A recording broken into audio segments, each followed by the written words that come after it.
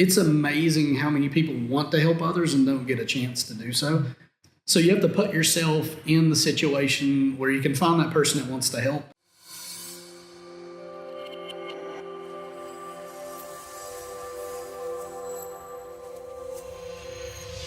Baldwin Properties, your trusted partner in commercial real estate sales, leasing, and property management in the Triad area, making a difference for almost a century. Welcome to the Blueprint Podcast, ladies and gentlemen. Thank you for your support and for tuning in for episode 2.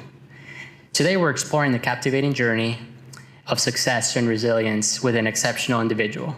He's the president of ThinkPLC, featured in the 40 Under 40 in the Business Triad Journal, and visionary leader. Please welcome Bobby Cole. Welcome, Bobby. Hey, man. Thank you for being here today. Yeah, good to be here. Sir. Thanks for taking the time. You're welcome.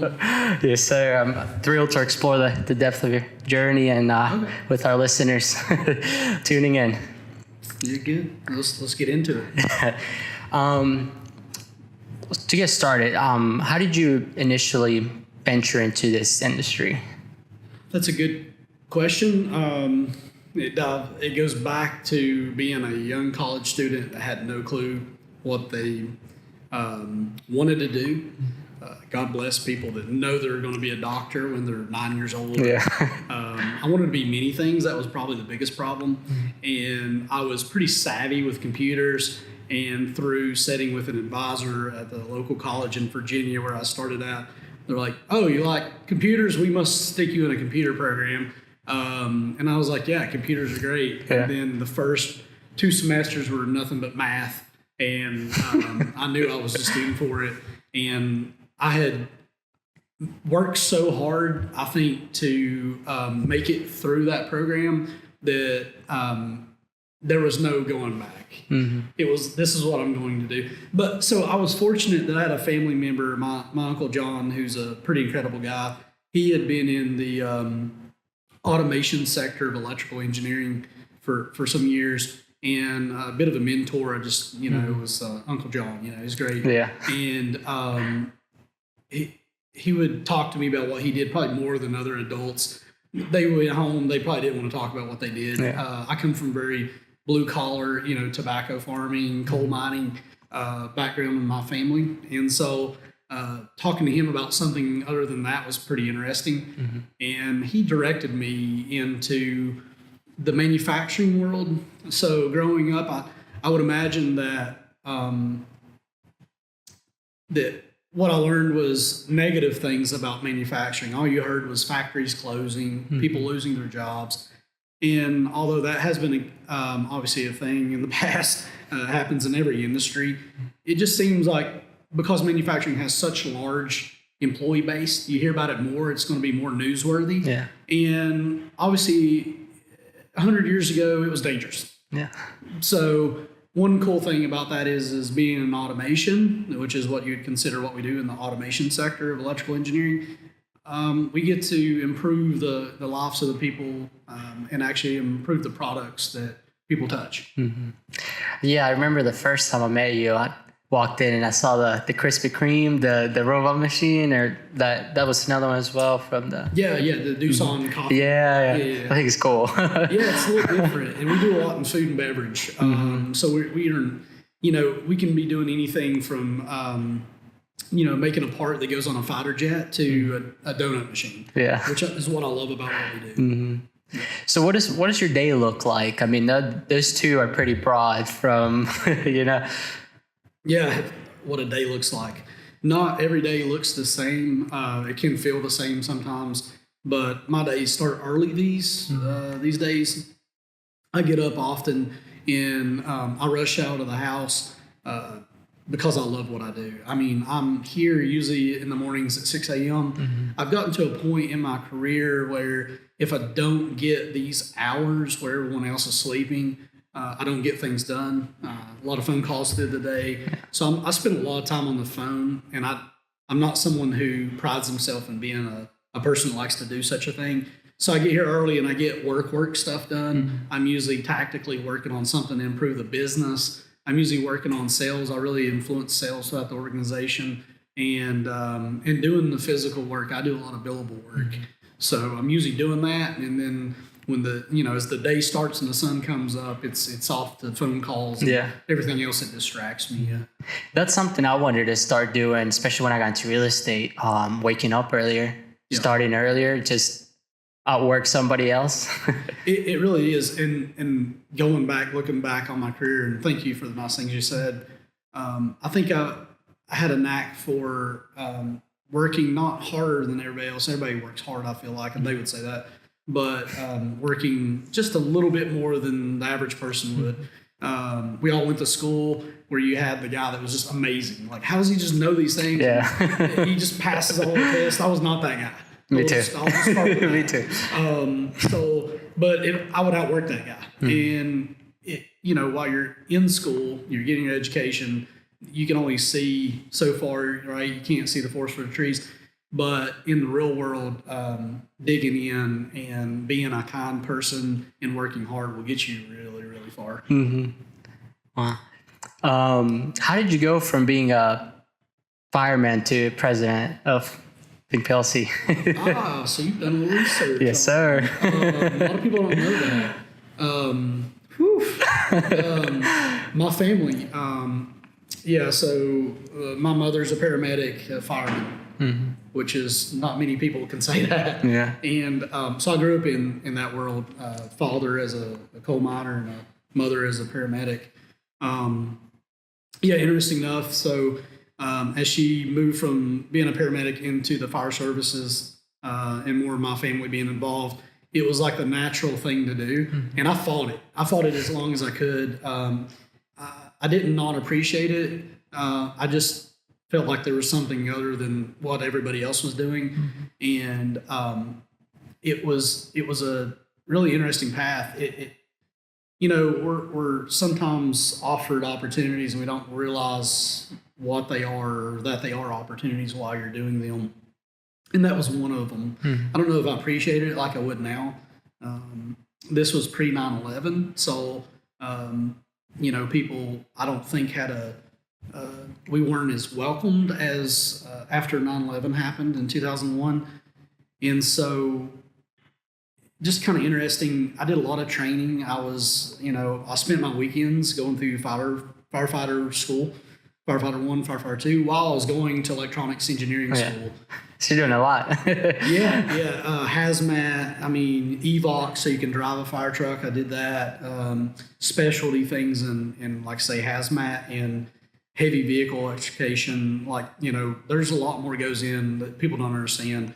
And at the time it was like, okay, you can make in the $20,000 range a year and be a fireman, or you can go do something else. And, I just wanted to do more. Not that I didn't like it. And then what was interesting is I'm sitting in school and planes hit the World Trade Center and all of a sudden people look at you and say, really appreciate what you're doing right now, which was an interesting thing to experience. Yeah. I think a year after or not many months after, everyone then was really, unified, and it was just a different time.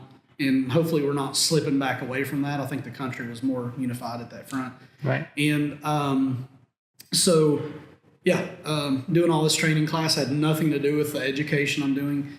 But I'm enjoying it. I'm actually have a camaraderie, right, with these older gentlemen that I appreciate. I'm learning things that obviously I would have never learned in school. And then I'm going to get my electrical engineering degree. And after school, I feel like I'd worked so hard in education that I had to do something with it. And so putting my fillers, I was Monster Jobs then. Indeed's the thing now, right? Monster Jobs. I come here, immediately get a interview with a company and go on the interview, offered the job right on the spot. And funny you asked that because how did I go from that to that? I had no experience. And these people looked at my resume and they triggered on Monster because I had a degree in electrical engineering. But they look at this huge list of all these things I've done on the weekends while working as a volunteer fireman and as a fireman.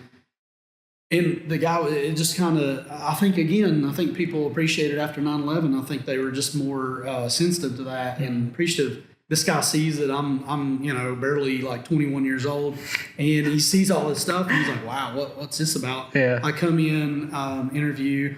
I'm probably extremely nervous. I imagine I would love to have a video of how that went now. I had to use my words. And the guy was like, I just had to ask you to come in for an interview. He said, I was impressed with your resume. And he skips over all the technical stuff and goes right to the firefighting stuff. And they offered me a job on the spot. And here I am now. So. Steering a little bit away from PLC, just curious about this. I'm curious about your thoughts on discipline, drive, and the pursuits of the younger generation. Do you feel they're equipped for success, or are there areas where they might be missing the mark? I think now being a civic generation is up and coming in the workforce. What I'm learning is that one of the most exciting generations as employees coming in the workforce is your generation. It's going to be good to hear. Yeah. So employers are excited to have you guys show up for many reasons. It is the first time that 5 different generations have been in the workforce at the same time. So it's more dynamic, right, which makes it more complicated. So I'm a cusp millennial, and all we've heard for the last 15 years is how bad millennials are. And we just surpassed baby boomers in the workplace. So it went from how are we going to deal with millennials to like, millennials are now in management. So I think every generation, the next generation coming, is probably scary. What I have learned from people much smarter than me that have looked at 500 years of data are saying that the new generation is, again, one of the most exciting coming in. So I'm amped up about it. I'm changing the philosophy of the dynamics of, again, these people have choices. They call it millennials lazy. I'm sure they'll call the Gen Zers lazy. Yeah. Gen Xers, they probably call them lazy. I think that's just naturally what everyone, as they surpass and get to a certain age, is like, as you become a mentor. There is a way we've all had to learn, and we know how we need to learn the hard way. We shouldn't have to tell each other how that works. And time again, it happens because high schools have a hard enough time teaching the material that's in those textbooks. The soft skills are looked over. I think us as parents, us millennials now that are parents of Gen Zers, I think it's our duty to teach these people what we were taught from baby boomers and Gen Xers. The outlook of it is technology can make people lazy, but they're going to learn a hard lesson, especially after COVID. Yeah. Now that jobs aren't, the economy, we're going into a bit of a recession. They'll learn the hard way. Your success at a young age is really inspiring. What do you believe contributes to this achievement? Other people, that's the easiest, obvious thing. You can say hard work and stuff. I'll take no credit for all of that. It was just the result of required hard work. People that believe in you, surrounding yourself with non-toxic mentorship, putting yourself out there. You're doing it now. You're willing to pick up the phone. And that's a big difference I see now is someone that will take a chance in engaging with someone. It's amazing how many people want to help others and don't get a chance to do so. So you have to put yourself in the situation where you can find that person that wants to help. Yeah. And it maybe they make a phone call for you. They might become the next boss. They might offer you the book that really sets you on your way. I don't know. I think it comes down to a few people, a lot of people, that was willing to take a chance, like the fellow that hired me that day after looking at my resume. We're very naturally, we can tend to be inherently about ourselves. We're all really busy. That's just how the world is. We have kids, we have whatever. So taking on one more thing. So I would challenge young people to learn how to communicate with people, to ask for what they want in a way that they'll get a result from someone. But you're only going to do it by getting help from others. And I see it now. I mean, there's times where whenever I'm prospecting or I'm calling, it'll be this older gentleman and he'll say something like, he's like, he won't say these exact words, but this is what he means. Like, he's like, you sound young. He's like, I want to help you. Yep. So like I've experienced some of that already. And, it's kind of cool whenever you say that. I'm like, yeah. We were talking earlier, and I've already offered to introduce you to 2 people to help for different fronts. So that's it. And successful people want to help others. People can have success, but truly successful people at whatever level. It doesn't mean you've got $1 billion in the bank account. Success looks different for people. But successful people, real successful people, I feel like want to help others. Besides your company, do you do anything such as investing, like real estate, stocks? Yeah, I mean, like the average guy, Robinhood account, tinkering. I've been careful with 401k. I've always been reserved. Get a financial advisor. Most banks will offer financial advisement. Most universities actually have that to the public, believe it or not. So finding a mentor there that you trust, and then don't stick with them for your entire life. You might invest with them, stay with them, but you need to talk to multiple people. What's helped me is being in different peer groups, working with people. So you learn like what's volatile, what's not, learning what a money market is, learning how to invest, learning to be patient is a big thing. We'd all love to just invest in Tesla and it blow up. Yeah. And I know people that happen to, and God bless them. Again, it's, I always joke that I'll never have it that easy, but that's fine. But it's not a get rich quick scheme. People have been fortunate enough to do well, but you just got to look at the philosophy of it. When I was in middle school, I was in a stock trading club, and we traded penny stocks. And you had to read the newspaper. We had to get to school an hour earlier, and we had no clue what we were doing. We just look at them and pick them, and then we would do penny stocks. So it's kind of like interesting that experience that from a young person. But real estate's obviously a good one. I would, you guys are seeing, we're all hearing from Warren Buffett what's going on in the commercial real estate space. But then you have like the triad area where there's a lack of, there's not enough flex space available for companies like ours, right? If I needed a building today, it would be a struggle. So it's just market driven dynamics of where you live in the country, what country you live in, and what you want to do with it. What motivates you to help others and to give people chances? Guilt of maybe feeling like someone gave me a chance when I don't know that I deserved it. I was just young and didn't know what to ask for, and again, was I deserving of that when there's other people that could have got that same chance. I think that's a motivator. I track to nice people.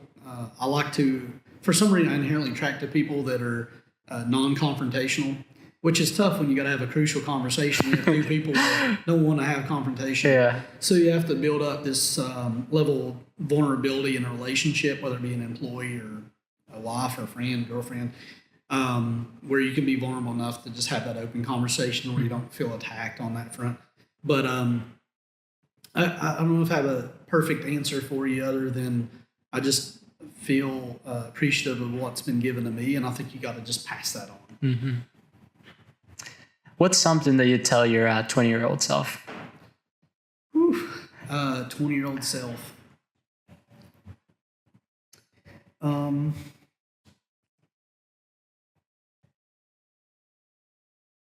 Be calm, be patient.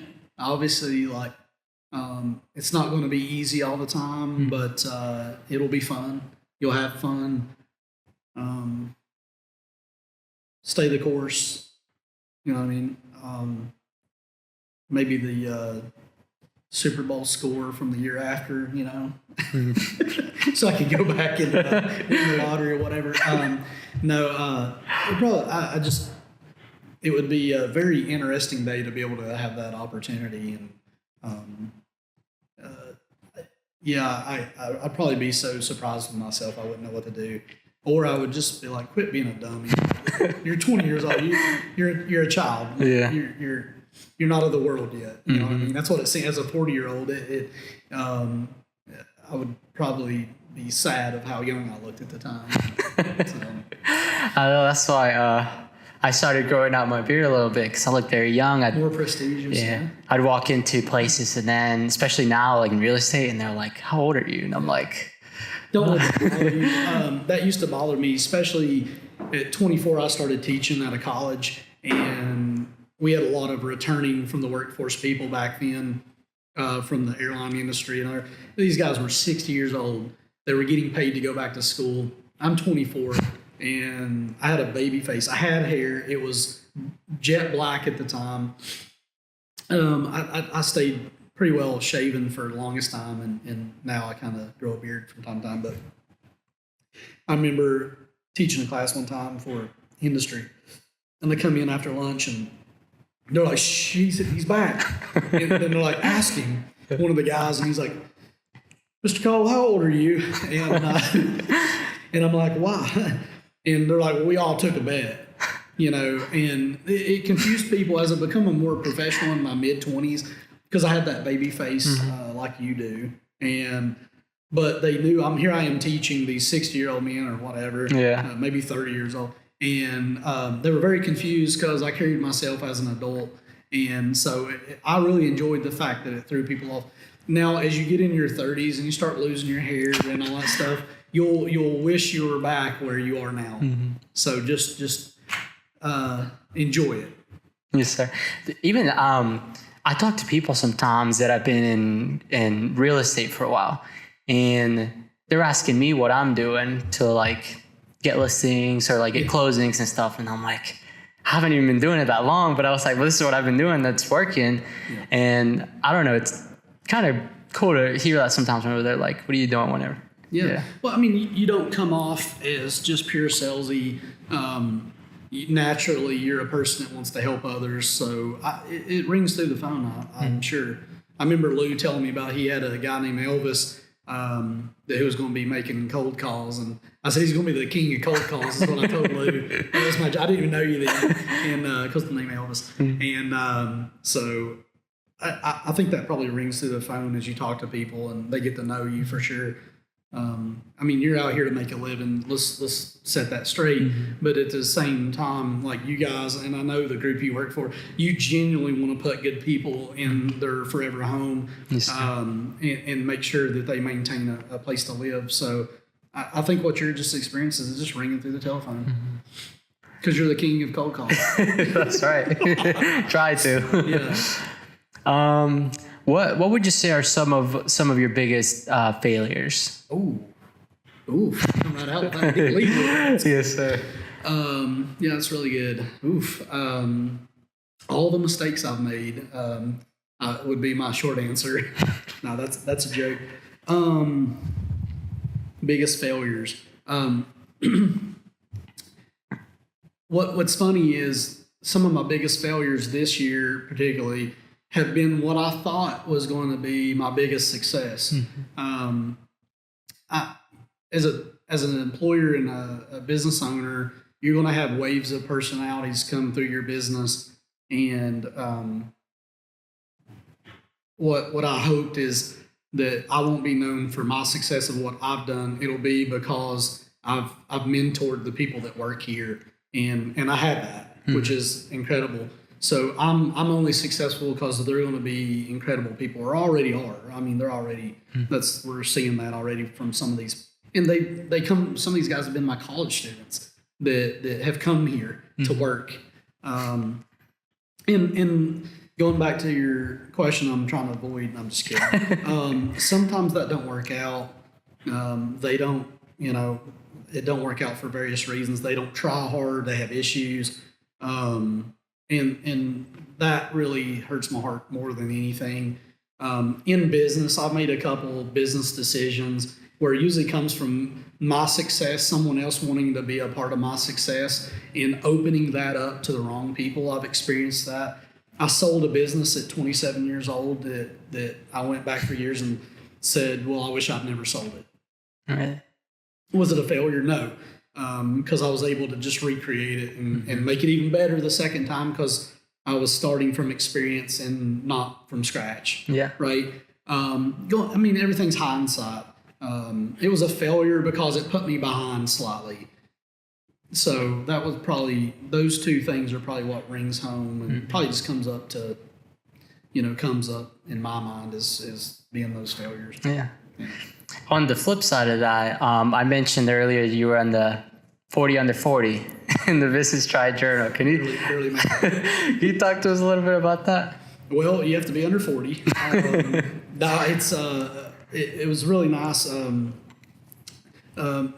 A couple people, it was actually not one, a couple people had put me in for it. They thought that I was a change maker in the Triad area, changing business. Obviously just doing things different. And that's what that's about, is just to highlight people of a certain age, obviously, that is doing business things, hopefully right. And a couple people put me in for it. You have to answer a bunch of questions.